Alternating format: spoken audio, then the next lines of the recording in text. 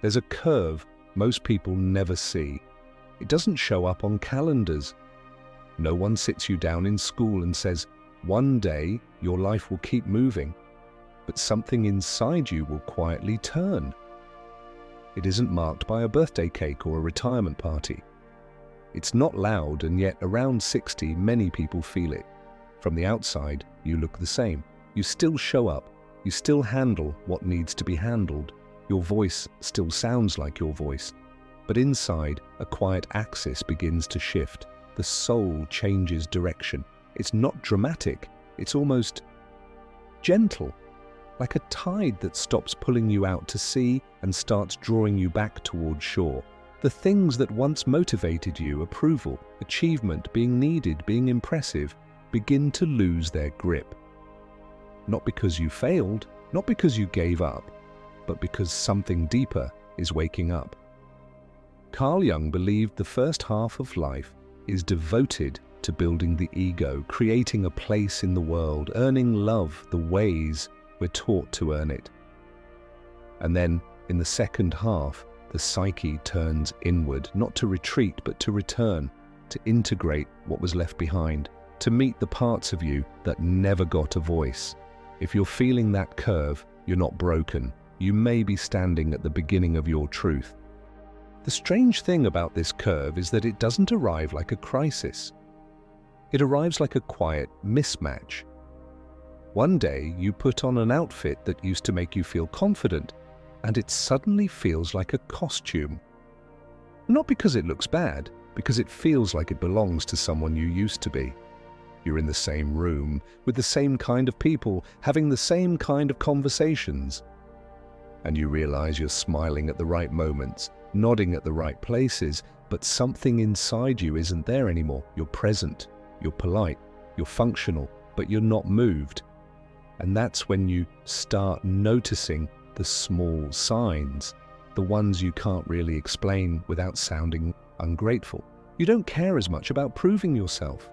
Compliments land differently. Criticism doesn't sting the way it used to. You find yourself less interested in winning arguments and more interested in peace. You have less patience for noise, social noise, emotional noise, even mental noise. You may crave silence the way you once craved excitement. Some people call it slowing down, but that's not quite it. It's more like your inner compass is changing its north. Things that once felt urgent begin to feel optional. Obligations you carried for decades start to feel heavy in a new way. Not heavy like responsibility, but heavy like something you're no longer meant to drag. You might notice you're tired, but it's not just physical. It's a deeper fatigue. The exhaustion of holding up an image. The exhaustion of being the reliable one, the strong one, the one who keeps it all together. And then there are the questions. They don't show up as a neat journal prompt. They show up while you're washing dishes, driving home, staring at the ceiling at night. What still matters to me? What part of my life is real? And what part is just habit? If I didn't have to please anyone anymore, what would I choose? At first, those questions can feel unsettling, like you're becoming difficult, like you're changing too late, like you should be grateful and stop overthinking. But the truth is, these questions aren't a problem, they're a signal. They're the soul doing what it does when it finally has enough space to speak, not in a shout, in a whisper, in a quiet refusal to keep chasing what no longer feeds you. Carl Jung had a way of naming what most people only feel in silence. He said the first half of life is about building the ego, creating an identity strong enough to survive, to belong, to achieve something in the world. And if you think about it, that's what most of us spend decades doing. We learn the rules, we learn what gets praised and what gets punished. We learn how to be useful, how to be impressive, how to be okay. We collect roles like armor, the responsible one, the good parent, the dependable partner, the high achiever, the caretaker, the one who never makes a scene. And for a long time, that armor works. It gets you through, it protects you, It helps you build a life that looks stable from the outside. But Jung said something shifts in the second half, not because you're weak, not because you're failing, but because the psyche has a deeper goal than success. It wants wholeness. And around 60, many people reach a point where the soul simply stops cooperating with the performance. The masks start to feel heavier. The pretending costs more. You can still do it, of course you can. You've been doing it your whole life. But something inside you begins to resist, like an inner voice saying, I can't live like this anymore. Not because it's terrible, because it's not true. That's why this turning point can hurt, because the soul no longer tolerates what's forced. It rejects what's fake, even if it's polite. It pushes away the habits that were built to earn love, to avoid conflict, to keep the peace at your own expense. And when that happens, you may look back and realize quietly, painfully, that some of what you called my personality was actually just survival. Jung didn't romanticize this. He understood it as a necessary return. The ego's job is to help you function in the world, but the soul's job is to bring you back to yourself. And in the second half of life, the soul starts asking questions the ego can't answer with a resume, a title, or a good reputation. Not what did you accomplish, but who have you become?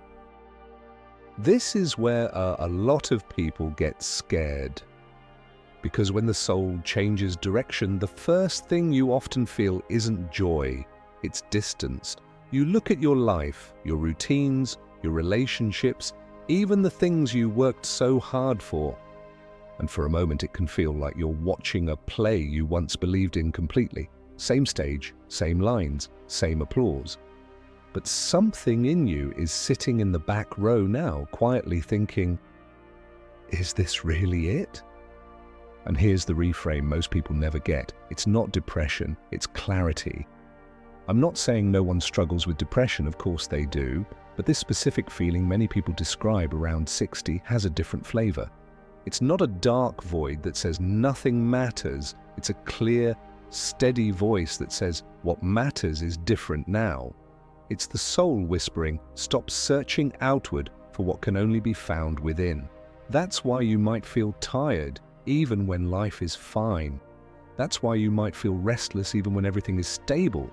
Because stability can be a beautiful thing, but it can also become a cage if you built it by abandoning yourself.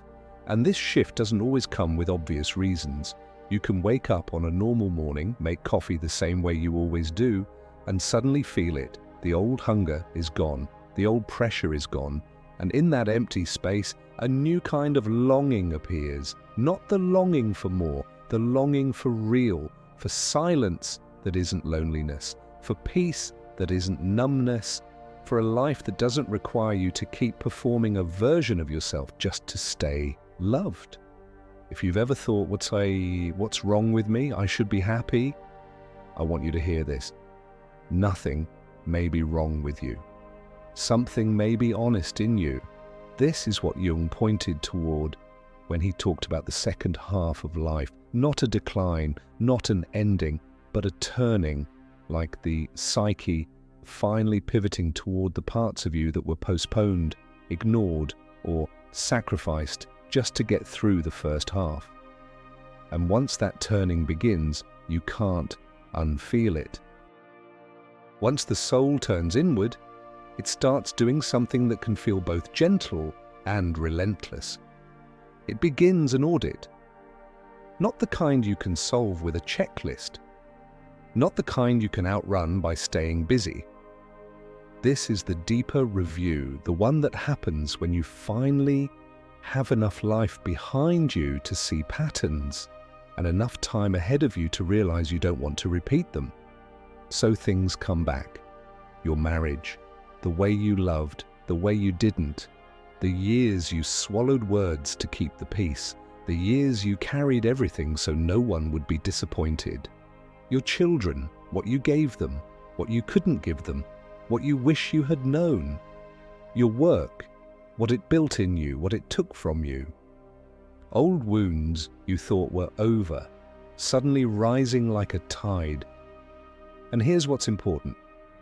This return isn't happening to punish you. It's happening to integrate you. Jung believed the psyche seeks wholeness, and wholeness doesn't mean a perfect story, it means a true one. It means you stop splitting yourself into the part that's acceptable and the part that must stay hidden. It means you start looking directly at your own life without the old excuses and without the old cruelty. That's why this stage can feel like cleansing. You start opening inner drawers you've kept shut for decades. You notice the fears you inherited, beliefs that were handed to you like family heirlooms even when they never fit you. You see how often being strong was really just not being allowed to need. You realize how many times you confused love with obligation, loyalty with self-erasure, peace with silence. And slowly, you begin to discard what no longer belongs.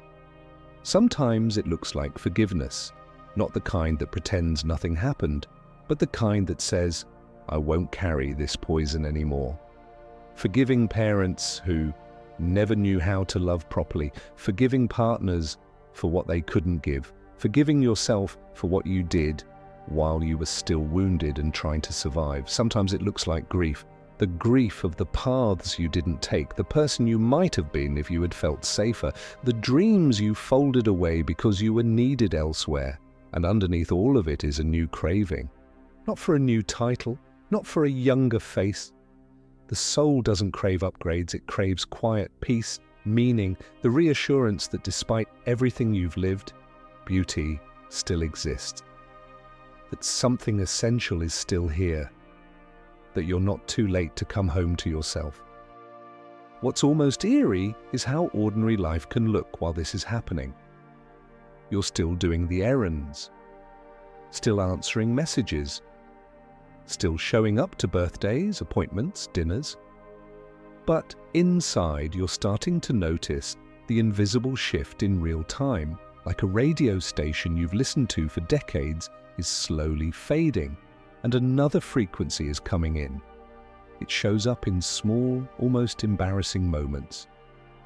You're in a conversation that used to excite you, plans, gossip, status updates, who's doing what, and you feel yourself drifting. Not because you're above it, because you're elsewhere. Your attention won't stay on things that don't feel alive anymore. You smile, you nod, and you realize you're not hungry for it. Or you look at your calendar and feel something you can't explain. It's not dread, it's not laziness, it's a quiet resistance.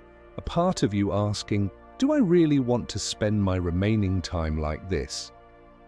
You may start simplifying without even meaning to. You buy fewer things. You tolerate less clutter, physical and emotional. You stop chasing trends, stop keeping up appearances, stop pretending you care about what you don't care about. You might clean out your closet and feel relief that has nothing to do with clothes, and you begin to feel the difference between being needed and being seen. For years, maybe you built your worth on usefulness. You were the helper, the fixer, the reliable one, the one who stayed calm, stayed strong, stayed available. But somewhere around 60, the soul starts asking a different question. Where am I in my own life? That question can land hard, because for many people, the honest answer is, I've been everywhere, except with myself. This is also where time changes meaning. Time stops feeling like a race and starts feeling like a substance, like something you can taste. You become sensitive to how moments feel, not just how full they are. A day packed with tasks can feel empty. A slow afternoon with a cup of tea and one honest conversation can feel rich. And that's the shift. At 60, urgency no longer comes from the outside, it comes from the soul. Not urgency to achieve, urgency to align, to stop spending energy on the life you can explain and start investing in the life you can actually inhabit. You may not announce it, you may not even have words for it yet, but you feel it in your body. Certain rooms feel too loud, certain relationships feel too tight, certain roles feel like shoes you've outgrown. And the soul, with surprising gentleness, begins to guide you away, not toward drama, but toward truth. This is usually the moment people start using the word shadow, even if they don't know they're doing it. Because once the soul turns inward, it doesn't just want peace. It wants the parts of you that were never invited to the table. Jung called it the shadow, not as something evil, but as something unlived. The pieces of your personality, your desires, your instincts, your pain, your tenderness that you had to set aside in order to be accepted. The parts that didn't fit the role you were assigned. The parts that didn't get applause. The parts you were told were too much or not enough. And around 60, the shadow starts asking for presence, not to ruin your life, to complete it. For some people, the shadow shows up as the wounded child, the part of you that learned early not to need too much. The child who became easy so no one would leave. The child who became helpful so someone would stay. You may hear that child in the way you still apologize for taking up space, in the way you still tense up when you're about to ask for something, in the way you still feel guilty resting. For others, the shadow is archived dreams. The book you wanted to write, the art you stopped making, the education you postponed, the trip you never took. Not because you weren't capable, because you were responsible. You were needed. You were practical. And you told yourself you'd do it later. Then later became decades. And then there's the silenced intuition, the voice you used to have before you learned to doubt yourself, the gut feeling you ignored because it wasn't polite, the knowing you buried because it would have changed everything, the truth you sensed about certain relationships, certain choices, certain versions of your life, but you stayed quiet because it was easier to keep the peace than to face the unknown. At 60, these parts can resurface in ways that feel almost mysterious. A recurring dream that won't leave you alone. Tears that arrive without a clear reason. A sudden boredom with the things you once chased. A strange tenderness when you hear an old song. A sharp reaction to a conversation that should be harmless. An urge to be alone, not because you hate people, but because your soul is trying to hear itself again. And here's the twist, when the shadow shows up, it doesn't always feel dark. Sometimes it feels like possibility. You might feel a sudden urge to change direction, to take a class, to return to something you loved before life got heavy, to end relationships that have been slowly poisoning you, to stop being the emotional caretaker for people who never cared for your inner world, to set boundaries you should have set 20 years ago. People might call it selfish. But often it's the opposite. It's the soul finally reclaiming what it sacrificed to survive. The shadow isn't here to punish you for the past. It's here to offer you your missing pieces. And integration, real integration, doesn't mean you become someone new. It means you become someone whole. Once the shadow begins to return, your values start shifting in ways that can feel confusing, especially in a culture that worships productivity, because the first half of life trains you to measure your worth by output, by what you can provide, what you can handle, how much you can carry without complaining, how impressive you look while doing it. But around 60, something in you starts refusing that measurement, almost like your soul is turning in its chair, looking you straight in the face and saying, "I'm not here to be useful, I'm here to be real." That's the value reversal. And it can be frightening. Not because you don't want to change, because you don't know who you'll be if you stop performing the identity you've worn for decades. If you've been the strong one, who are you when you admit you're tired? If you've been the fixer, who are you when you let people deal with their own mess? If you've been the pleasing one, who are you when you say no and don't soften it with guilt? This is where many people feel that strange emptiness, a room inside them that used to be filled with duties, noise, urgency, and other people's expectations. And when that room goes quiet, it can feel like loss, but it's also the first space the soul has had in a long time. Jung believed that after the phase of adaptation and conquest, the psyche seeks reintegration, and reintegration requires space. You can't meet your deeper truth while you're running from your own interior. You can't integrate your shadow while you're constantly proving you're fine. So the soul pulls you away from what drains you, not dramatically, gently. You start drifting from conversations that revolve around status. You lose interest in roles that require you to shrink. You begin to sense, almost physically, what costs too much. And then comes the line that can terrify the ego. I've followed every command, now it's my turn. Not your turn to dominate, not your turn to be selfish, your turn to be aligned, your turn to stop sacrificing yourself for a version of love that only arrives when you're convenient. Your turn to stop living like you need permission to exist. Your turn to choose peace over performance, depth over speed, truth over approval.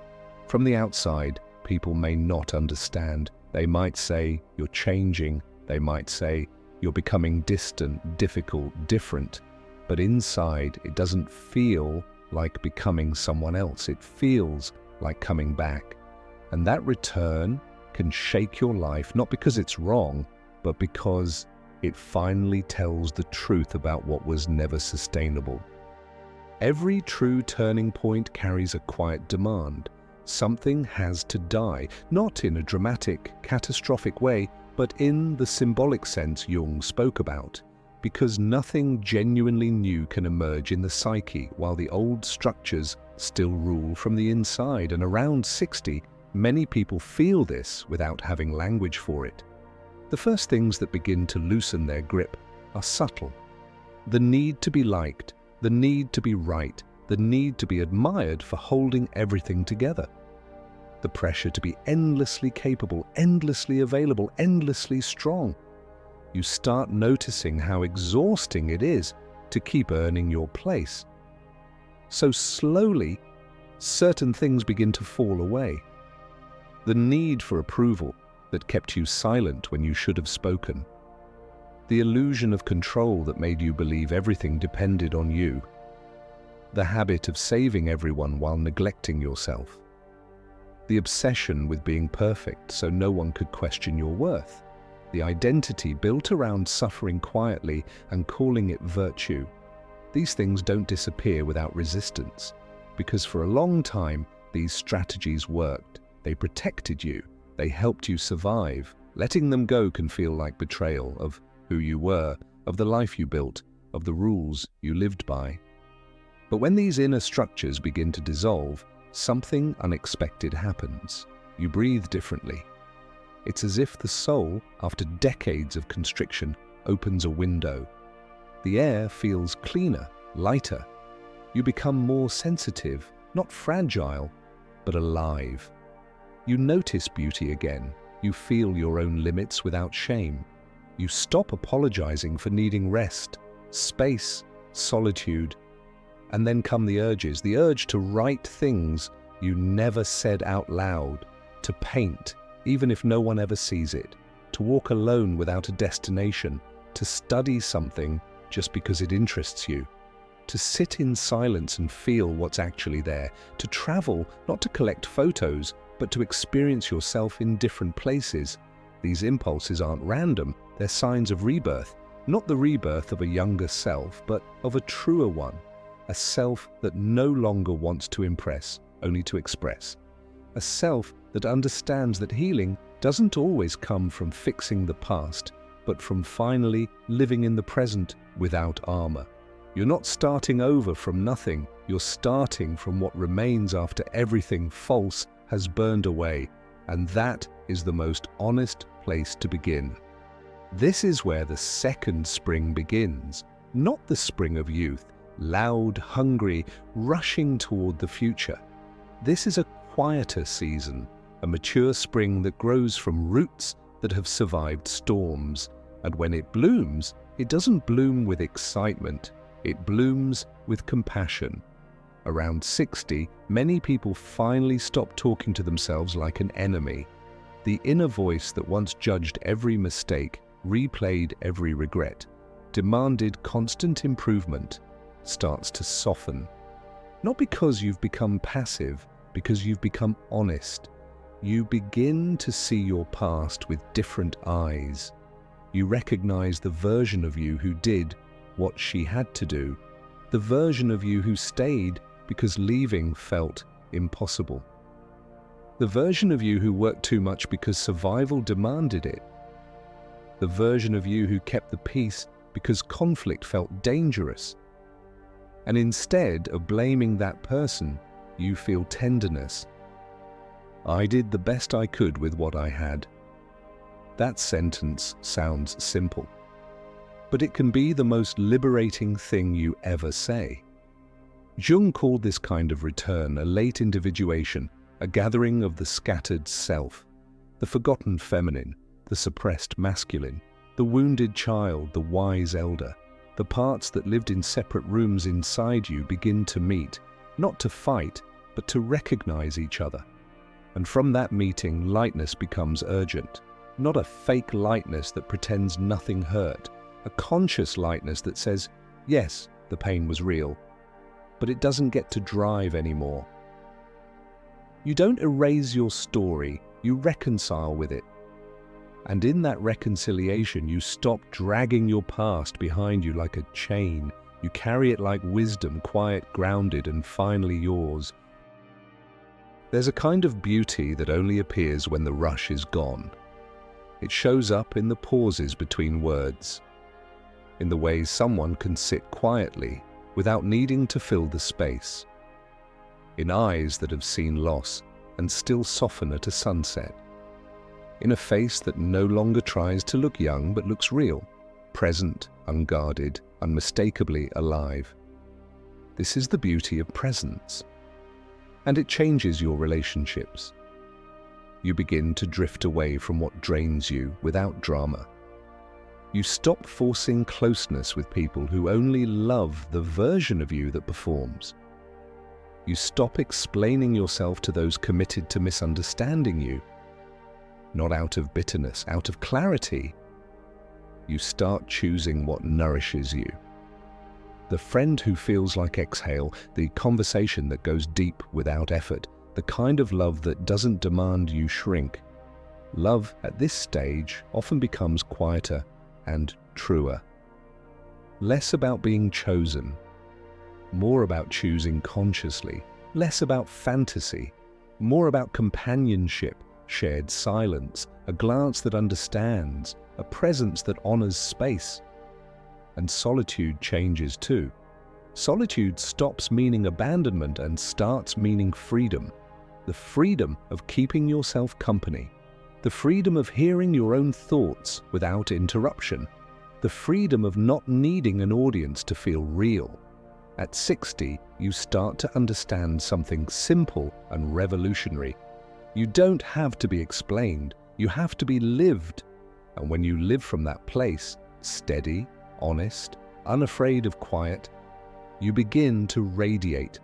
Not loudly, not for attention, but in a way that touches people without trying. So this is the curve. The moment the world doesn't necessarily change, but something inside you finally does. At 60, the body may slow down, but the soul often accelerates toward truth. Not the truth that gets applause, the truth that brings peace. You realize life was never only about having, it was about being who you are, even if it's not convenient, even if it's not perfectly understood. Being whole, even if you've been broken 1,000 times, because by this point, you've seen what chasing approval costs. You've watched illusions crumble. You've carried responsibilities that shaped you and losses that humbled you. And somehow, you're still here, still breathing, still feeling, still capable of beginning again. That's not weakness, that's a sacred strength. Jung believed the second half of life is not about conquest, but integration, when what was once separated finally comes together. The masks fall away, the forgotten parts return, and the soul at last feels like home. If something in this spoke to you, if you felt your own life reflected in these words, write one sentence in the comments. Not an essay, just one sentence. A quiet decision, an inner vow, a message from your soul that begins your next chapter. And if you know someone standing at this curve, someone who feels the shift but doesn't have words for it, share this with them.